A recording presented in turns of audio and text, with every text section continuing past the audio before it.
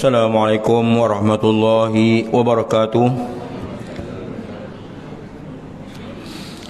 Ila hadratin Nabil Karim Mustafa Rasulillah sallallahu alaihi wasallam. Sya'ulamul Fatihah. A'udzu billahi minasyaitonir rajim. Bismillahirrahmanirrahim. Alhamdulillahi rabbil alamin. Ar-Rahmanir Rahim. Maliki yaumiddin. Iyyaka na'budu wa iyyaka nasta'in. Ihdinas siratal mustaqim. Siratal ladzina an'amta 'alaihim ghairil maghdubi 'alaihim waladdallin. Amin. Nahmadu wa nasta'in wa nastaghfiruhu wa na'udzu billahi min shururi anfusina wa min sayyiati a'malina. Man yahdihillahu fala mudilla lahu wa man yudlil fala hadiya lahu. Nashhadu an la ilaha illallah wahdahu la syarika lah wa ashhadu anna Muhammadan 'abduhu wa rasuluh. Subhanaka la 'ilma lana illa ma 'allamtana innaka antal alimul hakim. Allahumma iftah 'alaina hikmataka wa anshur 'alaina min khazaini rahmatika ya arhamar rahimin. Yang dihormati pengerusi surau serta ahli jawatan kuasa, para hadirin hadirat yang dihormati sekalian, alhamdulillah dengan izin Allah SWT serta taufik dayanya dapat kita bertemu kembali dalam pelajaran tafsir Al-Quranul Karim pada ayat yang ke-8 dalam suratul Anbiya. Suratul Anbiya ayat 8. Saya bacakan dahulu firman Allah SWT. A'udzu billahi minasyaitonir rajim. Bismillahirrahmanirrahim. Wa ma ja'alnahum jasadan la ya'kuluna at-ta'ama wa ma kanu khalidin. Thumma sadaqnahumul wa'du فأنجيناهم ومن نشاء وأهلكنا المسرفين. لقد أنزلنا إليكم كتابا فيه ذكركم أفلا تعقلون.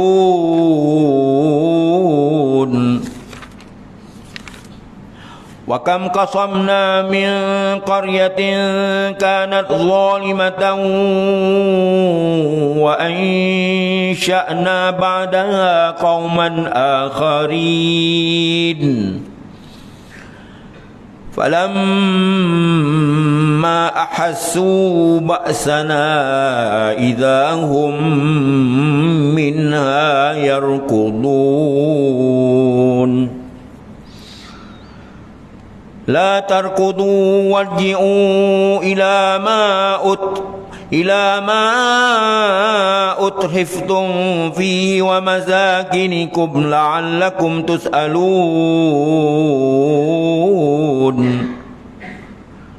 قالوا يا ويلنا إنا كنا ظالمين. Sadaqallahul azim.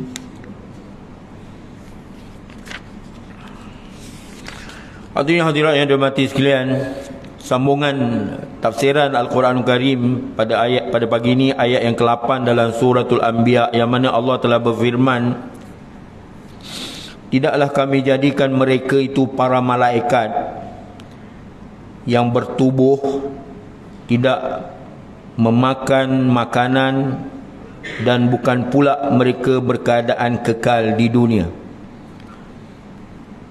Jadi apakah hubungan ayat ke-8 ini dengan ayat sebelum?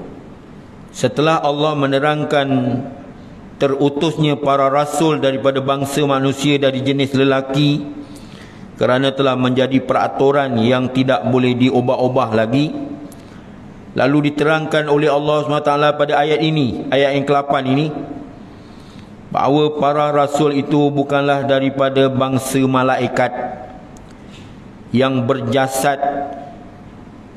Malaikat itu bukan daripada bangsa malaikat yang berjasad, yang kadang-kala dijelmakan seperti manusia dengan izin Allah.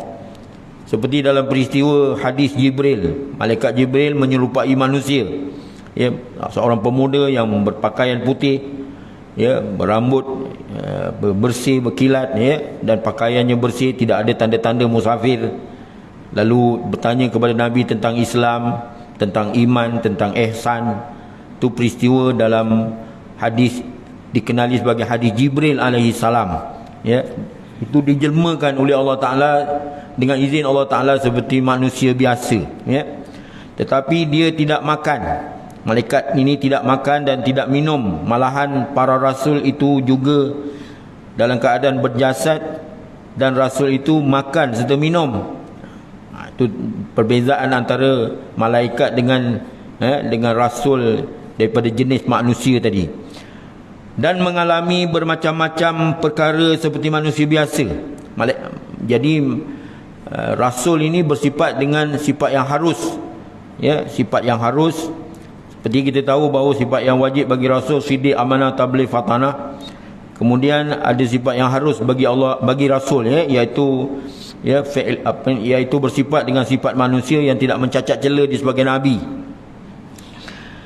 Sebab itu kadang-kadang kita dapati bahawa Nabi ni ada kala merasai kesakitan, kadang-kadang senang, terkadang-kadang Nabi itu berhadapan dengan kesusahan. Mereka tidur dan mereka jaga daripada tidur. Mereka bukanlah kekal hidup di dunia untuk selama-lamanya, sebab mereka juga akan tua dan akhirnya akan mati dan panak. Sebab itu bila Nabi wafat, ya, ada di kalangan sahabat yang tidak mengaku, ya, tidak mempercayai bahawa Nabi itu wafat. Sebab itu Allah Ta'ala turunkan dalam ayat, wa ma Muhammadun illa rasulun qad khalat min qablihi rusul. Tidak adalah Nabi Muhammad itu melainkan dia hanyalah sebagai utusan Allah. Wa ma Muhammadun illa rasul qad khalat, telah terdahulu sebelum Muhammad berapa banyak nabi-nabi yang telah wafat, yang telah meninggal dunia. Jadi kesimpulan, para rasul itu dijadikan oleh Allah Ta'ala bertubuh badan dan makan dan minum supaya dapat hidup, dan akhirnya juga akan mati apabila telah sampai ajalnya.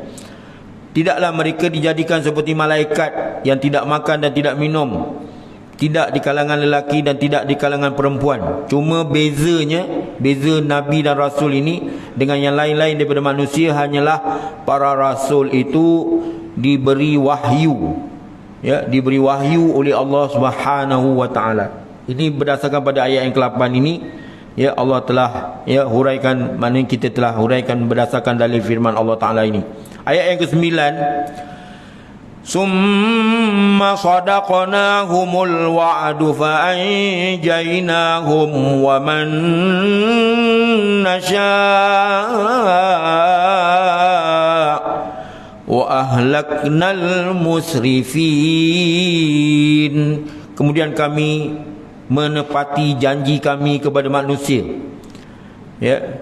Kemudian kami summa sadaqnahumul wa'd, kemudian kami tepati janji kami kepada mereka itu para rasul dan para anbiya. Lalu kami selamatkan para rasul dan para anbiya bersama-sama orang-orang yang kami kehendaki di kalangan orang yang beriman, dan kami binasakan orang-orang yang melampaui batas ataupun orang sebagai pendusta-pendusta di muka bumi ini, ya. Jadi Allah SWT menyatakan, sesungguhnya kami mengutuskan para rasul daripada bangsa manusia, dan kami menepati janji kami kepada mereka itu para rasul dan para anbiya, yakni kami menyokong dan kami membantu mereka untuk mengalahkan musuh-musuh mereka, musuh para anbiya tadi. Dan kami selamatkan mereka bersama-sama dengan orang-orang yang beriman dengan mereka yang telah kami kehendaki. Dan seterusnya kami akan membinasakan pula orang-orang yang melampaui batasan disebabkan mendustakan para rasul tersebut. Na'udzubillah min zalik. Jadi bandingan ayat yang ke-9 ini, summa sadaqnahumul wa'd fa anjaynahum wa man nasya'u wa halaknal musrifin, ini serupa dengan ayat 115 dalam suratul Maidah. Kita sekarang baca suratul Anbiya. Maka mufassir ini ataupun guru yang mentafsir ini dia datangkan suratul Maidah ayat 115 yang hampir-hampir menyerupai dengan ayat 9 ini dalam suratul Anbiya. Ini sebaik-baik tafsiran, iaitu ayat Quran mentafsirkan ayat Quran itu sendiri, ya. Sebab itu ini contohlah, ya, kepada kita bahawa kalau kita nak tafsirkan Al-Quran, kita kena ambil dalil-dalil Quran, ayat-ayat yang lain yang menyerupai dengan ayat yang kita tafsirkan itu. فَمَنْ يَكْفُرْ بَعْدُ مِنْكُمْ فَإِنِّي أُعَذِّبُهُ عَذَابًا لَا أُعَذِّبُهُ أَحَدًا مِنَ الْعَالَمِينَ. Maka sesiapa yang kufur, engkar, derhaka di antara kamu sesudah itu, nescaya aku akan menyeksanya dengan siksaan yang belum pernah aku menyeksa dengan siksaan ini, walau seorang pun daripada penduduk dunia ini, penduduk alam ini. Na'udzubillah min zalik. Allah Ta'ala bila nak, ya, bila dicabar, ya, rasulnya tidak dihormati, tidak dimuliakan, tidak diikut apa yang Nabi perkatakan, jadi bakal menghadapi, ya, musibah dan malapetaka, azab daripada Allah Subhanahu wa Ta'ala. Maknanya, ya, mengingkari apa yang Nabi Muhammad bawa dikira sebagai dosa besar, ya. Sebab itu tak boleh kita mengingkari apa yang Nabi Muhammad bawa. La yu'minu ahadukum hatta an yakuna hawahu tabi'un lima ji'tu bihi. Tidak sempurna iman seseorang itu melainkan hawa nafsunya tunduk dengan apa yang Nabi Muhammad bawa. Seterusnya ayat yang ke-10. Laqad anzalna ilaikum kitaban fihi dzikrukum afala taqilun. Cuba tengok, ya, ayat yang ke-10 ni ada gandingannya dengan ayat yang ke-9, ya, dengan apa ni, perjuangan para anbiya dan para rasul untuk menjadikan Nabi Muhammad itu ada di sampingnya mukjizat yang kekal abadi sampai hari kiamat.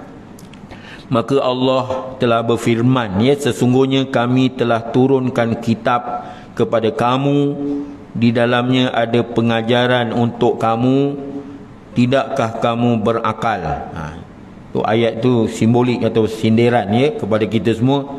Setelah Allah melaksanakan perutusannya, rasul-rasul yang diutuskan dengan menerangkan kebiasaan para rasul itu diutus seperti yang telah teradat, telah terbiasa pada adatnya. Maka di sini diterangkannya oleh Allah Ta'ala pula tentang kelebihan kitab suci Al-Quranul Karim dan faedahnya kepada manusia, iaitu selepas menyebutkan di permulaan surah itu, di permulaan surah ini tentang keadaan manusia yang berpaling tadah, degil, sombong, tidak mahu menerima apa yang Nabi Muhammad bawa, tidak mahu mengindahkan, iaitu sesungguhnya kami, Allah, telah mengurniakan kepada kamu sebuah kitab, di dalamnya mengandungi pengajaran-pengajaran. Maknanya dalam bahasa Arab sebagai zikrun, peringatan untuk kamu, pengajaran-pengajaran yang berhubung dengan kemuliaan budi pekerti. Dalam Quran, ya, pengajaran-pengajaran iktibar, tadabbur yang berhubung dengan kemuliaan budi pekerti, adab dan sopan santun yang baik, serta mengandungi syariat perundangan dan hukum hakam yang sangat sesuai kepada manusia. Cuma kita ni kadang-kadang disibukkan dengan urusan keduniaan, menyebabkan kita terlalai daripada meneliti isi kandungan Al-Quranul Karim serta bertadabbur. Ya, ini tak lain tak bukan untuk menjadikan mereka itu hidup berbahagia di dunia, baik di dunia maupun di akhirat, apabila mengamalkan isi kandungannya serta mengamat-amati isi kandungannya serta pengajarannya. Sebab itu tafsiran Al-Quran ni patut diajar macam pagi kuliah subuh ni tiap-tiap hari patutnya, bukan sehari dua. Seminggu, sebulan sekali, sebulan dua kali, bukan. Dia tiap-tiap hari. Ya, pagi-pagi tu macam kuliah subuh tu, kalau tak ada yang tak ada bekerjaan apa semua tu, ya, patutnya tiap-tiap pagi macam ini. Ya, tapi tak adalah lama. Sampai pukul 8 pula. Dia sampai, dia dalam 15 minit, 10 minit cukup lah. Tak payah lama-lama. Tapi hari-hari pengisian Al-Quran itu patut ditanam dalam benak hati kita supaya kita dapat terus ya, menghayati serta memahami serta bertadabbur, mengambil pengajaran daripadanya. Tapi tak tahulah macam mana ya, bolehkah kita mengamat-amati secara mendalam ya. Itu tak payah lama-lama, kadang-kadang dalam 10 minit, dalam 15 minit cukup lah. Satu hari kalau dah sampai sebulan, 2 bulan, bertahun-tahun, takkanlah tak habis 30 juzuk ya. Lama-lama habis juga. Kurang-kurang kita terlepas daripada disoal tentang pengisian Al-Quranul Karim ini.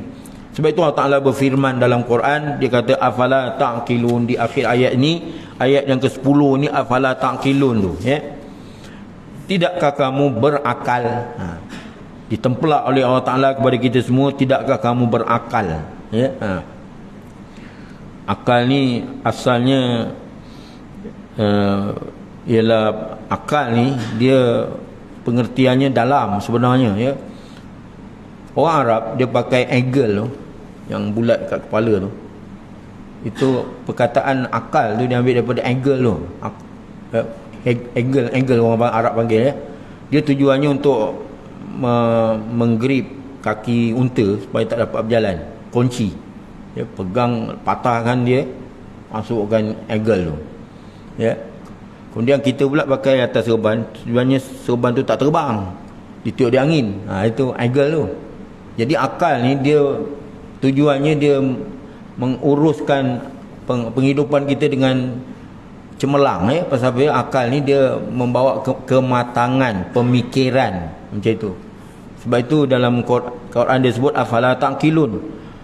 Pertanyaan ini bermaksud menggalakkan manusia agar menggunakan akal pemikiran mereka untuk berfikir macam itu. Sebab itu musuh-musuh Islam berfikir macam mana nak menghancurkan pemikiran umat Islam macam itu. Ini tak dapat dinafikan. Sebab itu didatangkan dengan berbagai serangan pemikiran. Serangan pemikiran. Pemikiran kita jadi rosak kalau tak betul-betul ya. Sebab itu kita kena pastikan betul-betul Quran ni akan dengan sebab kita mengkaji Quran tadi, kita dapat selamat akal pemikiran yang matang, ideal, bijak, cemerlang. Sebab itu ayat Quran sebut inna anzalnahu Qur'anan Arabiyyan la'allakum taqilun. Sesungguhnya kami turunkan Al-Quran itu dalam bahasa Arab, semoga kamu menjadi matang, ideal, bijak, cemerlang dalam pemikiran. Matang ya. Jangan tak matang-matang. Sebab bila tak matang-matang ni yang susah ni. Harapkan badan dia besar tapi tak matang-matang. Kadang-kadang setengah-setengah tu. Kita kalau marah anak kita kan, badan dia besar. Ya, kepala otak tak matang-matang juga. Kadang-kadang kita cakap macam tu kan. Maknanya pemikiran tu tak ada maju ke hadapan. Macam mana nak dibentuk pemikiran yang matang, ideal, bijak dan cemerlang itu ya. Jadi pertanyaan ini bermaksud menggalakkan manusia agar menggunakan akal fikiran untuk berfikir, iaitu tidakkah kamu mahu berfikir untuk merenungkan pengajaran-pengajaran yang disebut di dalam Al-Quran itu supaya kamu dapat berjaga-jaga, dapat menyelia kehidupan, jangan sampai tercebur ke dalam perkara-perkara yang menyalahi perintah Allah dan melanggar larangan Allah. Sesungguhnya semua pengajaran itu perlu direnungkan, perlu difikirkan, perlu diamat-amati. Sebab timbulnya rasa takut ialah kerana adanya akal. Kita ni rasa gerun, rasa takut kepada Allah SWT ni sebab ada akal. Kalau tak ada akal, kita tak rasa takut. Dan siapa yang tidak merenungkan akibat atau kesudahan sesuatu perkara, samalah dia seperti orang yang tidak berakal. Seolah-olah macam itu logik cakapnya, ataupun dari segi mantik, dari segi logikal. Kalau tak gunakan akal, takut kita menyeleweng daripada jalan yang sebenar yang dibawa oleh para rasul dan para anbiya. Wa kam qasamna min qaryah kanat zalimatan wa ansha'na ba'da qauman akharin. Tengok ya, pemikiran ni bila tidak dikendali dengan betul, landasannya yang sebenar ya, boleh menyesatkan dan boleh membawa kepada kezaliman, penganiayaan, tipu daya ya. Cuba tengok ayat ni, ayat 11. Berapa banyak maknanya majoriti. Berapa banyak makna majoriti sudah, makna berapa banyak sudah penduduk negeri yang telah kami binasakan kerana mereka zalim. iaitu dikehendaki di sini ialah kufur, engkar, derhaka, dan kami jadikan kemudiannya bangsa-bangsa yang lain. Mana terbit satu bangsa yang lain pula, macam itu. Allah menceritakan berapa banyak sudah umat daripada penduduk negeri, seperti kaum Ad, kaum Samud, kaum Lut, kan? Allah telah menceritakan berapa banyak sudah umat daripada penduduk negeri yang telah dimusnahkan, dihancurkan dengan sehancur-hancurnya. Kaum Samud, ya, disebabkan mereka kufur, engkar, derhaka terhadap Allah dan mengingkari Allah SWT serta mendustakan para rasul. Itu puncanya. Ya, tidak beriman dengan Allah dan tak beriman dengan rasul. Belum lagi macam kita, kan, kita rukun iman kita lebih daripada 2. Ini baru 2, beriman dengan Allah, beriman dengan rasul. Baru 2 je dah tak boleh nak beriman. Badan dah besar-besar macam pokok kelapa sawit yang dah saka tu. Tapi tak nak beriman 2 perkara je. Kita tu'minuna billah wa malaikatihi wa kutubihi wa rusulihi wal qadarihi wa khairihi wa syarri. 6 rukun iman. Ya, maknanya kita ni lebih maju ke hadapan lah kalau gitu, ya. Walaupun badan kita tak besar, tapi pemikiran kita tu matang, ideal, bijak, cemerlang. Pasal didatangkan dengan rukun iman yang 6 ini, menjadi mantap, menjadi kukuh. Satu daripada rukun iman tak beriman dah cukup dah. Boleh meruntuhkan seluruh keimanan kita. Na'udzubillah min zalik. Allah menceritakan berapa banyak sudah umat daripada penduduk negeri yang telah dimusnahkan disebabkan mereka kufur, engkar, derhaka terhadap Allah dan mengingkari Allah SWT serta mendustakan para rasul. Kemudian Allah jadikan selepas kemusnahan mereka, beberapa umat yang lain menggantikan mereka. Kalau apa pengajaran daripada ayat ni, kalau kita tengok pada hadis Nabi yang menyebutkan bahawa kalau kamu tidak melakukan dosa, semuanya pakat ahli ulama, semua pakat, semuanya ulama, semuanya orang yang kaki badat, penuh masjid, surau, madrasah. Lama-lama Allah Ta'ala matikan kamu, Allah Ta'ala lantik satu umat yang lain. Ya, umat yang lain setiap kali dia buat dosa, dia minta ampun. Cuba tengok-tengok, ya. Maknanya yang dituntut pada kita ialah kembali kepada Allah. Ya ayyuhallazina amanu tubu ilallahi taubatan nasuha. Kan masalah dosa kecil, masalah dosa besar. Masalah ni nak meninggalkan daripada dosa-dosa itu, ya. Jadi bandingan ayat 11 ini, wa kam qasamna min qaryatin kanat zalimatan wa ansha'na ba'daha qauman akharin, ini berapa banyak sudah penduduk negeri yang telah kami binasakan kerana mereka itu zalim ataupun kufur, engkar, derhaka, dan kami jadikan kemudiannya bangsa-bangsa yang lain. Dimatikan semua, lepas tu dihidupkan balik semua bangsa yang lain pula. Bandingan ayat ini samalah seperti dalam suratul Isra ayat 17 yang berbunyi wa kam ahlakna minal quruni min ba'di Nuh, dan berapa banyak sudah umat yang kami binasakan sesudah zaman Nabi Nuh. Nabi Nuh didatangkan dengan banjir yang begitu besar sehingga gunung Ganang habis tenggelam. Ya, anak dia kata tak apalah, kami boleh lari ke gunung dan kami dapat selamat daripada tenggelam dalam air. Ya, kata ayandanya, kata Nabi Nuh, ya bunayyarkam ma'ana, wahai anakku, marilah naik bersama kenderaan kami, ya, bahtera kami. Qala sa'awi ila jabalin, kami akan pergi ke gunung, ya, ya'simuni minal ma', yang memelihara kami daripada tenggelam dalam air. Lama-lama gunung pun tenggelam. Apa cerita? Jadi peristiwa Nabi Nuh itu menyebabkan habis, hancur kejadian manusia. Asal manusia daripada Nabi Adam, asal umat daripada umat Nabi Nuh. Macam itu. Asal manusia, kullukum min Adam wa Adam min turab. Kamu berasal daripada Nabi Adam, Adam berasal daripada tanah. Tapi umat pula asal daripada Nabi Nuh. Pasal tak ada umat daripada itu, melainkan umat yang ada pada atas bahtera Nabi Nuh saja. Yang lain habis semua tenggelam, ya. Jadi lepas daripada peristiwa tenggelamnya umat Nabi Nuh, yang tinggal Nabi Nuh beserta orang-orang yang beriman, Lalu Allah berfirman, wa kam ahlakna minal qurun min ba'di Nuh, dan berapa banyak sudah umat kami binasakan sesudah zaman Nabi Nuh. Lepas Nabi Nuh tu masih ada lagi umat yang dibinasakan oleh Allah SWT. Begitu juga seperti ayat dalam suratul Hajj ayat 45. Wa ka'ayyim min qaryatin ahlaknaha wa hiya zalimatun fa hiya qawiyatun ala urushiha. Sadaqallahul azim. Dan berapa banyak negeri yang telah kami binasakan sedangkan mereka melakukan kezaliman, penganiayaan. Nauzubillah min zalik. Ya. Masalah zalim-zalim ni bukan apa. Allah Ta'ala tak suka pada kezaliman. Inni haramtu zulma ala nafsi fala tazalamu.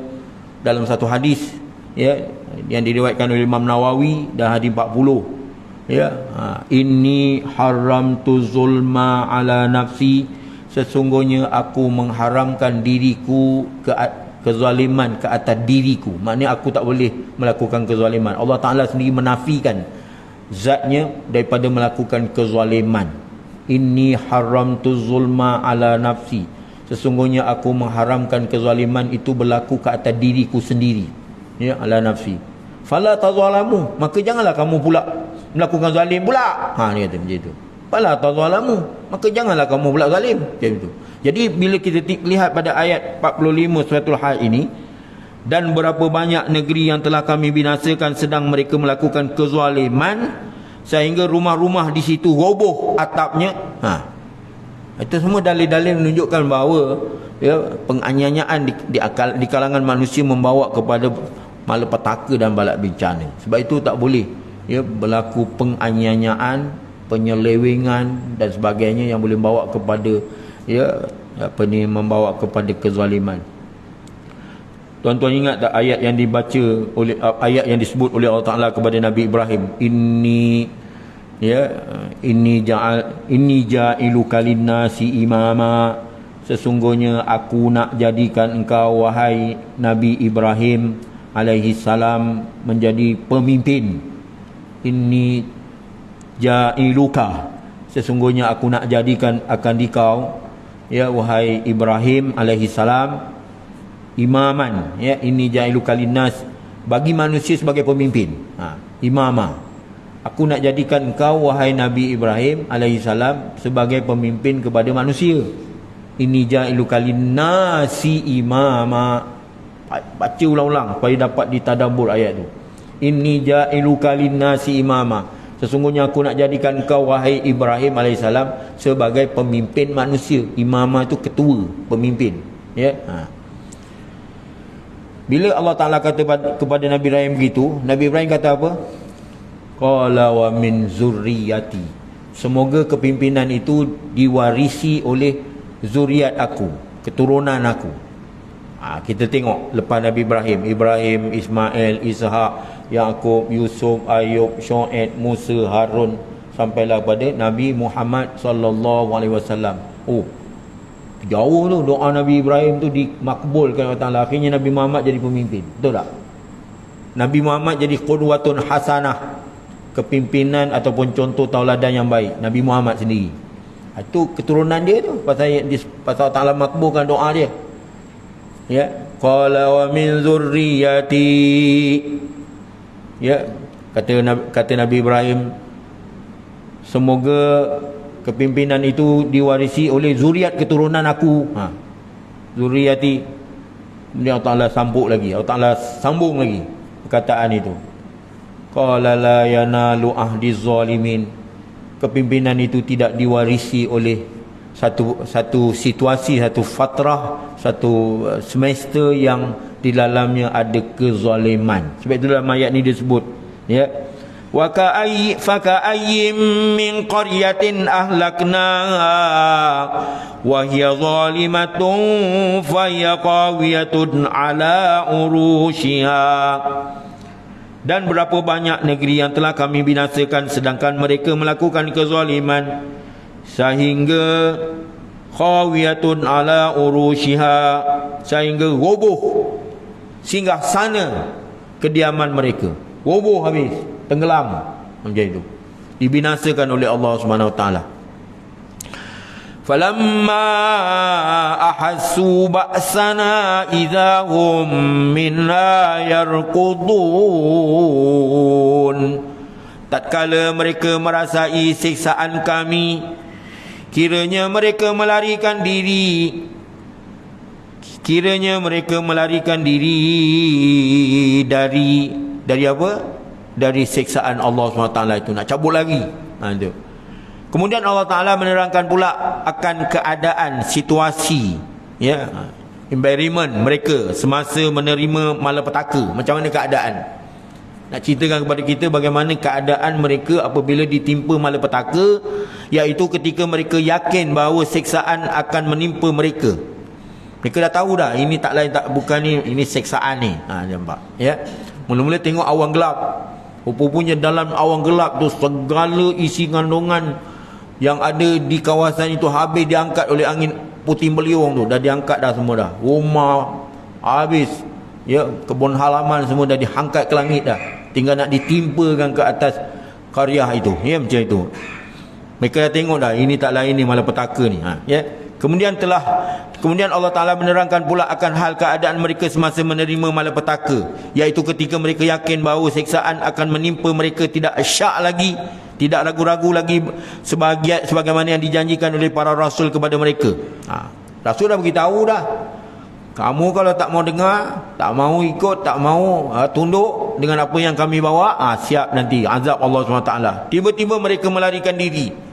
Tiba-tiba mereka melarikan diri dengan secepat-cepatnya, laksana orang yang dikalahkan dalam medan peperangan. Cabut lagi, congit, habis lagi. Berterebas, hilang, terus cabut. Tapi mana nak lari? Keadaan ini ialah setelah mereka menyombong diri terhadap Rasul dan mengugut Rasul tadi, ya, dengan mengatakan sebagaimana yang diceritakan oleh Allah Ta'ala dalam ayat 13 surah Ibrahim. Tengok ya, pandai orang yang menulis kitab ni, pasal dia pandai muqaranah. Dia buat perbandingan ayat 12 dalam suratul Anbiya ni dengan ayat 13 dalam surah Ibrahim. Ini bukan calang-calang orang boleh buat macam ini kalau dia tidak mengamat-amati isi kandungan seluruh 30 juzuk ni. Macam mana datang kan jam itu, ya. Sebab itu kalau kita tengok ayat yang ke-13 surah Ibrahim, ini mungkin baru sebahagian saja. Kalau nak dikirakan banyak lagi dalil-dalil yang menunjukkan sokongan kepada ayat 12 ini. A'udzubillahi minasyaitonirrajim. Lanukhrijannakum min ardina aw la ta'udunna fi millatina. Ini pernah mereka kata kepada Rasul yang diutuskan. Dia cabar Rasul, dia kutuk Rasul, dia kata macam-macam, sambil dia kata apa? Sesungguhnya kami akan menghalau kamu. Kami akan henyah kamu daripada kediaman kami ini. Ya. Maknanya sesungguhnya kami akan menghalau kamu dari negeri kami. Kan Nabi Muhammad SAW sendiri dihalau. Ya. Nabi terpaksa berhijrah daripada Mekah ke Madinah. Nak dibunuh dan disema darahnya, disimbar darahnya di tepi Kaabah oleh golongan Bani Quraisy ketika itu. Pemuda-pemuda gagah perkasa telah menunggu di keliling rumah Nabi. Jadi sesungguhnya kami akan menghalau kamu dari negeri kami, atau kamu kembali ke dalam agama kami, ataupun kamu menjadi syirik balik semula, sembah patung, sembah apa ni selain daripada Allah Subhanahu Wa Taala. Kemudian Allah Ta'ala kata dalam ayat 13, la tarkudu warji'u ila ma utriftum fi wa masakinukum la'allakum tus'alun. Janganlah kamu melarikan diri. Cabut lagi kenapa? Kenapa cabut lagi ni? Macam itu. Allah Ta'ala sindi. Allah Ta'ala, ya, dia sindi sebenarnya ayat ni. Ayat 13 ni dalam suratul Anbiya ni Allah sindi. Dia kata apa? Janganlah kamu melarikan diri dan kembalilah kepada kemewahan yang kamu nikmati, dan kembalilah ke tempat tinggal kamu. Nampak? Allah Ta'ala tertempelak balik, disindir balik. Na'udzubillah, ya. Mudah-mudahan kamu akan diminta kurniaan, Maklumlah dah kaya raya, mewah, senang. Nanti kalau orang datang minta, bagilah, ulur-ulur lah katanya. Seolah-olah macam itulah. Nak.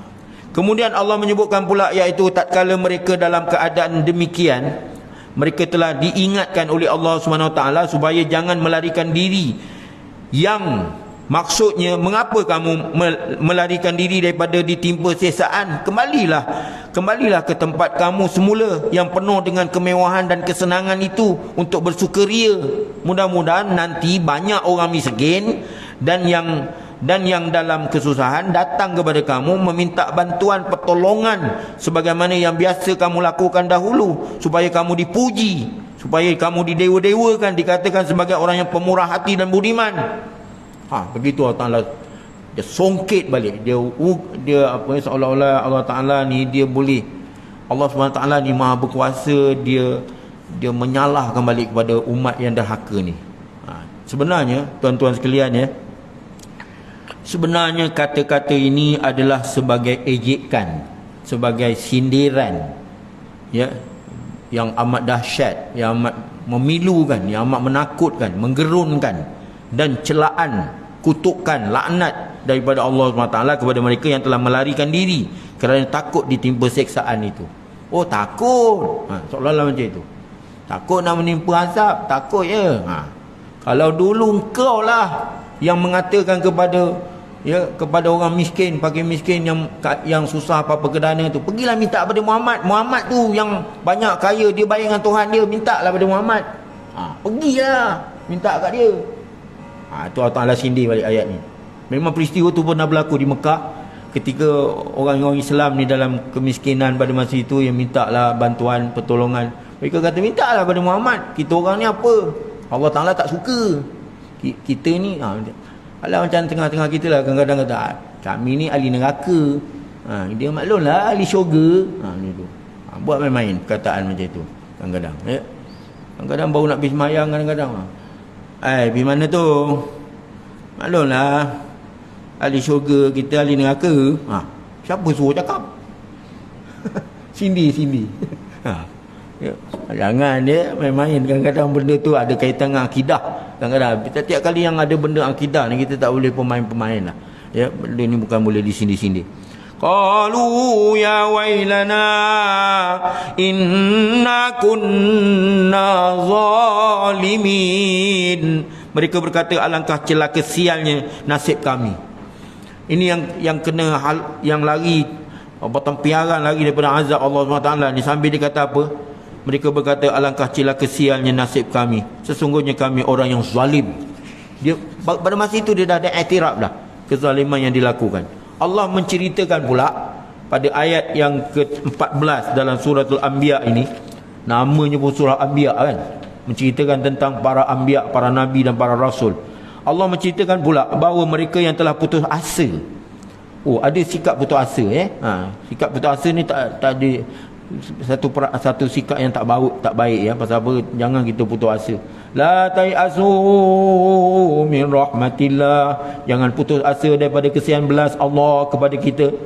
Dalam mana keadaan sekalipun, kita tak boleh putus asa daripada kesian belas Allah Ta'ala kepada kita ya. Allah menceritakan pula bahawasanya mereka yang telah putus asa kerana tidak dapat melepaskan diri manakala telah ditimpa oleh malapetaka disebabkan kezaliman mereka sendiri, lalu mereka mengeluh dengan berkata, alangkah celaka sialnya kami disebabkan kami telah kufur, engkar, derhaka, mengingkari Tuhan kami.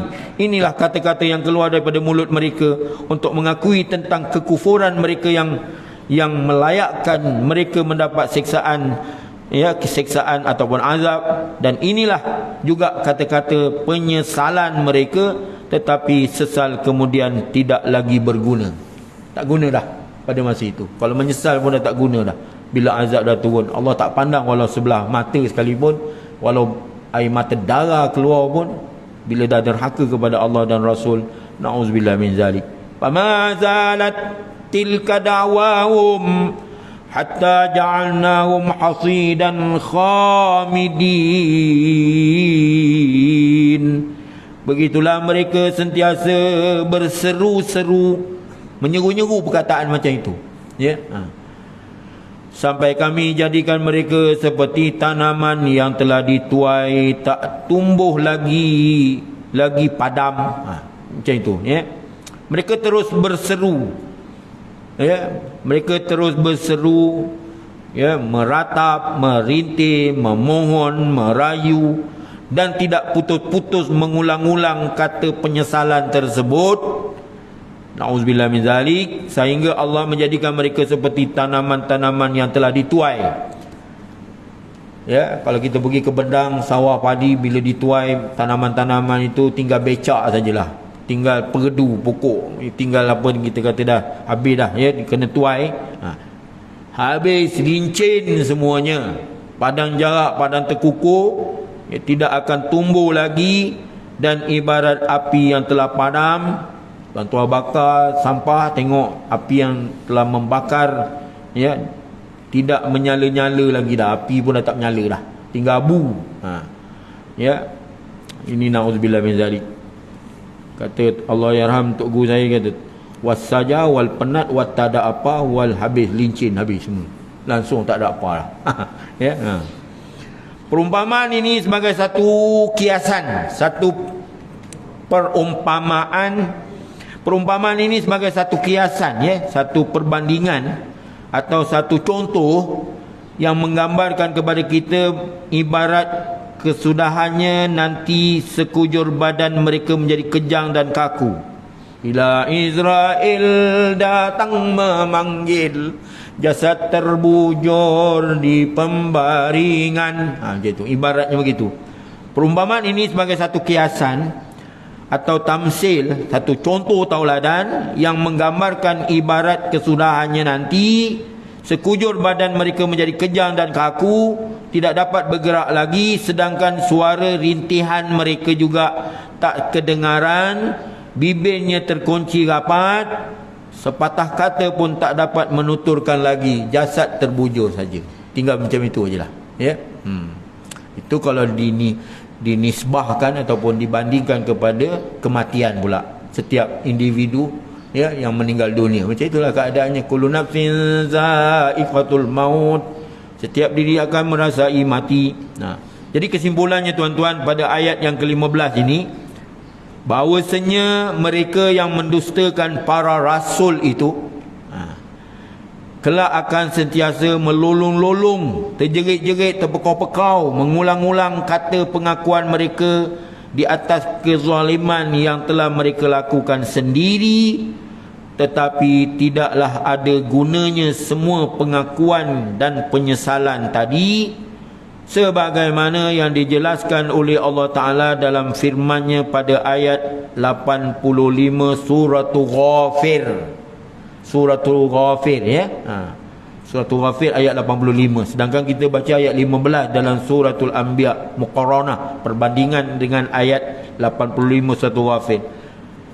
Falam yaku yanfa'uhum imanuhum lamma ra'au ba'sana, maka keimanan mereka tidak berguna lagi. Percaya tak pada masa itu? Percaya dengan azab Allah, percaya dengan kemurkaan Allah, percaya dengan azab yang menimpa ke atas mereka datang daripada Allah kerana mereka zalim sendiri. Mereka percaya. Tengok, mereka beriman. Bukan tak beriman, tapi maka keimanan mereka tidak berguna lagi.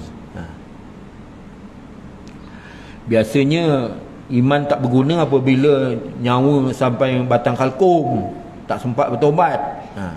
Macam Firaun dalam lautan nak tenggelam tu kan. Wahai Musa, minta tolong dengan Tuhan kau, selamatkan aku daripada tenggelam dalam laut ni. Masa tu baru nak beriman, tapi dah tak guna dah, pasal nyawa dah sampai dekat batang kalkum dah. Ni kat tengkuk ni, kalkum, ya. Jadi maka keimanan mereka tidak berguna lagi bagi mereka manakala mereka telah melihat siksaan kami. Baru tengok aja siksaan tu, ya, dah cabut lagi dah. Pada masa itu percaya, dah tak guna dah. Dia tu. Bukan nyawa sampai batang kalkum lagi, baru tengok azab yang begitu menggerunkan dan menakutkan. Pada masa itu barulah, ya, nak beriman. Pada masa itu iman dah tak berguna dah, ya.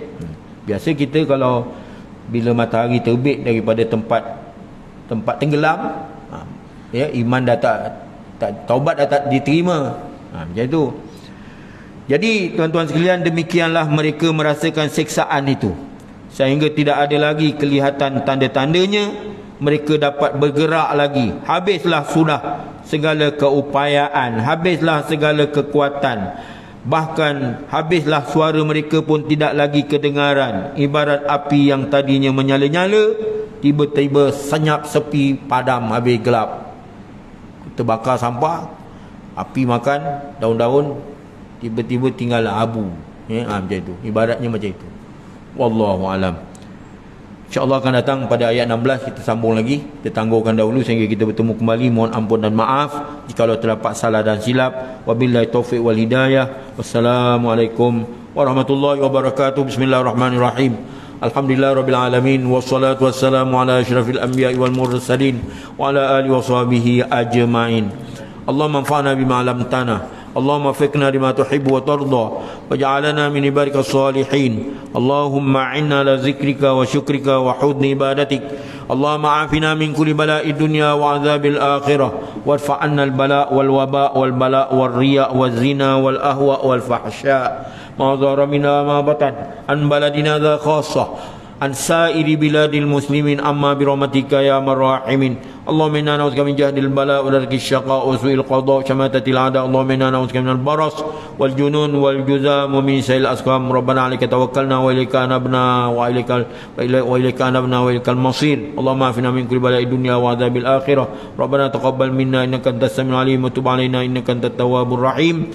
Subhanallah bihamdihi, subhanakallahumma wa bihamdika, nasyhadu an la ilaha illa anta, nastaghfiruka wa natubu ilaik. Bismillahirrahmanirrahim. Wal 'ashr innal insana lafi khusr illa alladhina amanu wa 'amilus solihat wa tawassaw bil haqqi wa tawassaw bis sabr. Wa sallallahu ala Muhammad wa ala alihi wasallam. Alhamdulillahirabbil alamin. Taqabbalallahu minkum. Sallallahu ala Muhammad sallallahu